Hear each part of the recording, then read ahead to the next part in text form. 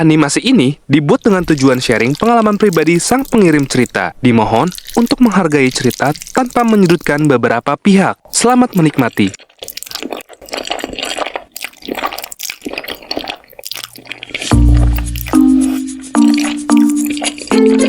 Halo pemirsa Gue Punya Cerita. Kenalin, nama gue Damar, biasa dipanggil Damski. Gue tinggal di Yogyakarta.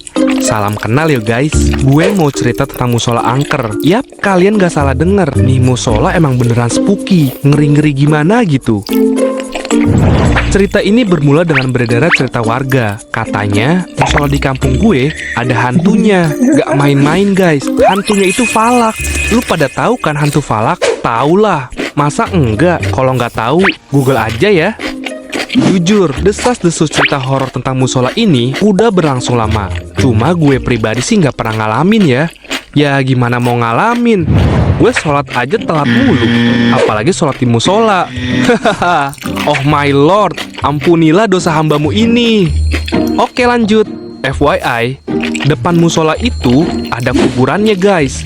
Di samping kuburannya ada rumah. Nah, itu rumah temen gue, namanya Mamat. Dia temen gue dari kecil. Rumahnya Mamat tuh sering banget didoain. Bahkan setiap malam Jumat kali tuh diasinin. Katanya sih, karena rumahnya dekat kuburan, jadi harus dibentengi dengan doa-doa biar makhluk halus tidak bertamu sebelum diundang. Hahaha, canda ya pemirsa. Nah, pernah ada cerita nih guys. Jadi waktu itu pernah ada orang malam-malam datang ke musola itu. Gue sih nggak tahu ya niatnya apa. Tapi waktu mereka injekin kaki di dalam musola itu, katanya rasanya kayak gelap satu ruangan. Bener-bener gelap, nggak bisa lihat apa-apa. Padahal ada jendela yang harusnya ada cahaya dari bulan dan bintang. Tapi ini nggak ada sama sekali. Dari situ dia kebingungan dan ketakutan karena semua terjadi begitu cepat. Tiba-tiba, dar! Ada Falak yang muncul di depan muka orang itu. Mukanya itu putih pucat, matanya merah, dan banyak darah di daerah mukanya. Orangnya langsung pingsan sampai pagi hari. Marbot yang niatnya hanya ingin bersihin musola, tiba-tiba ketemu orang yang tergeletak di dalam musola. Tanpa basa-basi, orang itu langsung dibangunin dan diberikan segelas air untuk menenangkan dirinya. Setelah semua keadaan tenang, dia langsung menceritakan semua yang terjadi pada malam itu. Habis itu, cerita ini jadi cepet banget nyebar ke warga lain. Kejadian seperti ini gak cuma sekali guys, tapi udah 4 kali ada cerita yang serupa dengan orang yang berbeda-beda. Yang bikin gue bingung, kok ada yang ke musola tengah malam? Ngapain? Hello? So, nggak heran kalau warga sering banget bilang kalau ini musola tuh angker. Gue masih agak shock dan gak percaya gitu aja sih. Karena kayak kok bisa sih sampai ada kejadian kayak gini berulang kali. Nah, ditambah gue ini orangnya penasaran. Jadi gue sama Mamat mau ngebuktiin sendiri. Bener nggak sih ada Falak di musola itu? Kalau emang bener, bisa jadi experience tak terlupakan buat gue. Malam-malam gue sama Mamat janjian ketemuan di depan rumahnya sekitar jam 11 malam. Cuma ya sebagai warga plus 62 yang baik, gue agak ngaret sih. Singkat cerita, kita langsung ketemuan dan langsung ke musola itu. Dan tanpa perbekalan apapun, cuma bawa badan aja.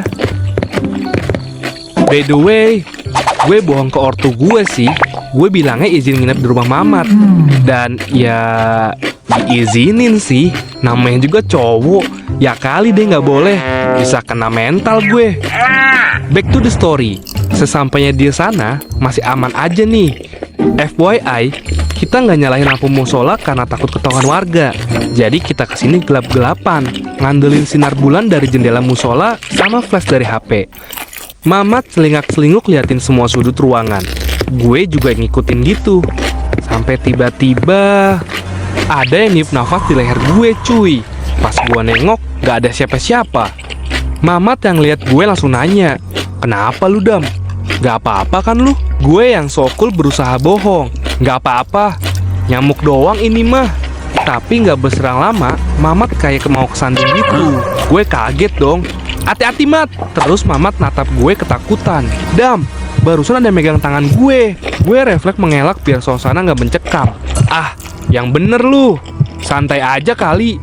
Padahal gue sendiri takut. Hal ini yang bikin kita lama-lama kok jadi merinding ya. Dan udaranya tuh berubah jadi dingin banget. Fix, bikin ketek basah lu jadi beku. Suasana malam ini benar-benar senyap, hening.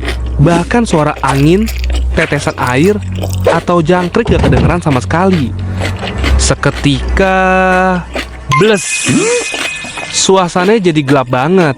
Sampai-sampai senter dari HP kita gak ada gunanya. Swear deh, rasanya kayak tutup mata. Refleks Mamat megang tangan gue. Oke, ini agak awkward, tapi gue mending digandeng Mamat deh daripada digandeng yang lain.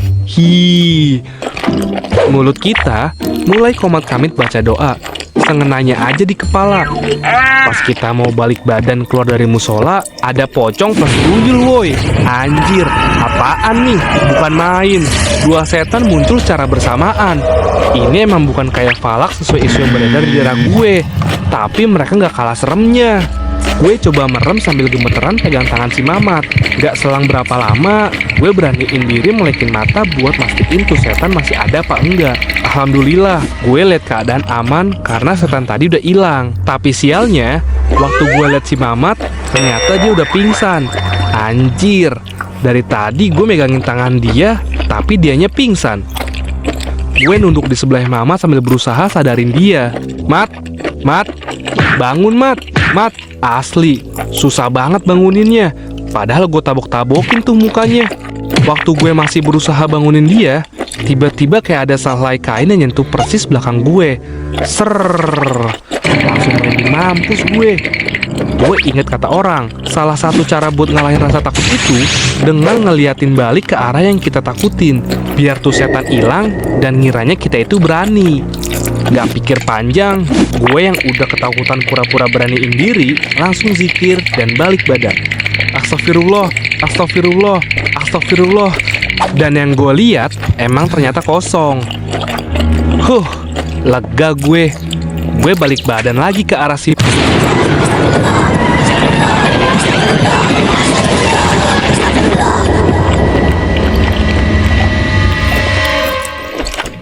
Tanpa kita sadari, ternyata kita berdua pingsan di sana. Nah, kita tuh terbangun sekitar jam 4:30, di mana ada marbot yang nemuin kita. Gawat. Gue takut aja diaduin sama ortu gue. Parahnya lagi, gue bakalan malu kalau jadi omongan warga karena pingsan di musola. Anehnya, pas gue bangun itu musolanya nggak bener-bener gelap kayak sebelumnya. Sekarang tuh ada cahaya yang masuk lewat jendela, jadi sekeliling kita tuh kelihatan. Akhirnya, kita memutuskan untuk wudu dan ikut sholat subuh di dalam keadaan yang masih linglung. Kosong rasanya. Abis itu, kita pulang deh ke rumah masing-masing. Sampailah nih gue di rumah, gue awalnya mau cerita ke ortu gue. Tapi gue keep aja deh, takut kena omel. Ampun deh, gue gak lagi-lagi gue nantangin setan. Tobat.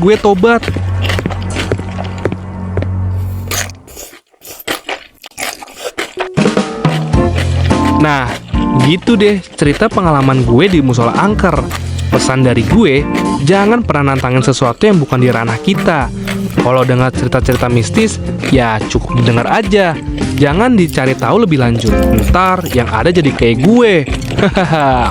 Oh iya, kalau mau masuk musola atau masjid, jangan lupa berdoa dulu ya. Jangan asal masuk, karena juga ada etikanya untuk masuk ke rumah ibadah. Kalian harus menghargai tempat ibadah dengan berdoa sebelum masuk. Pastiin dalam keadaan suci. Ngerti nggak lu? Kalau nggak ngerti, Google sendiri deh doanya.